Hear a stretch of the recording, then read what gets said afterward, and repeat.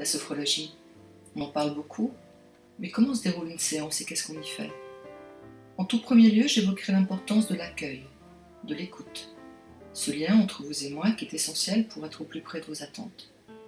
Ce temps d'échange extrêmement précieux me permettra d'accueillir toutes les informations que vous voudrez bien me confier, et ainsi bâtir des séances sur mesure. Je prendrai également tout le temps nécessaire pour bien expliquer chaque séance, afin que vous sachiez utiliser les techniques apprises en cabinet dans votre quotidien. La sophrologie s'appuie sur le principe simple que le mental et le corps sont extrêmement liés. Ils communiquent entre eux. Nous avons tous déjà constaté que nos émotions pouvaient provoquer des sensations corporelles.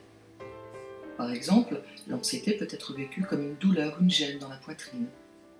Au même titre qu'une douleur répétitive, même modérée, mais quotidienne, pourra perturber notre humeur, notre joie de vivre. Lors de la séance, il sera aussi question d'accueil. Apprendre à accueillir, à écouter nos sensations, nos émotions, ce que nous dit notre corps. Mieux se connaître va nous permettre de reprendre le contrôle et ne plus se laisser submerger.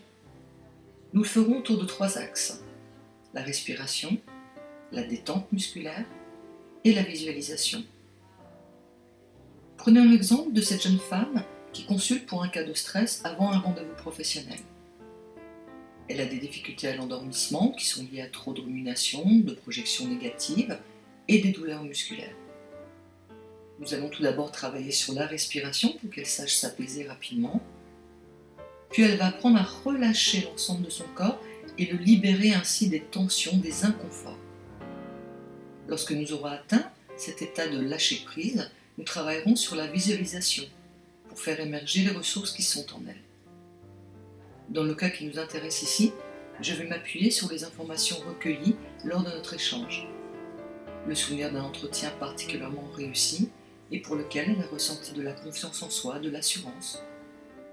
Revivre tous ces ressentis, toutes ces émotions positives lui permettront de s'appuyer sur ses acquis et de mieux se préparer sans stresser, puisqu'elle a de nouveau pris conscience qu'elle en était parfaitement capable. En fin de séance, nous prendrons notre temps pour faire un point sur ses ressentis, aussi bien physiques que mentaux, et je lui conseillerai un entraînement régulier de quelques minutes pour plus d'efficacité. Si vous faites partie de ces personnes qui courent après le temps, sachez que vous avez pris 3 minutes pour regarder cette vidéo. C'est le temps nécessaire, par exemple, pour s'apaiser en pratiquant quelques exercices simples et efficaces que vous apprendrez en cabinet. Alors, nous prenons rendez-vous ?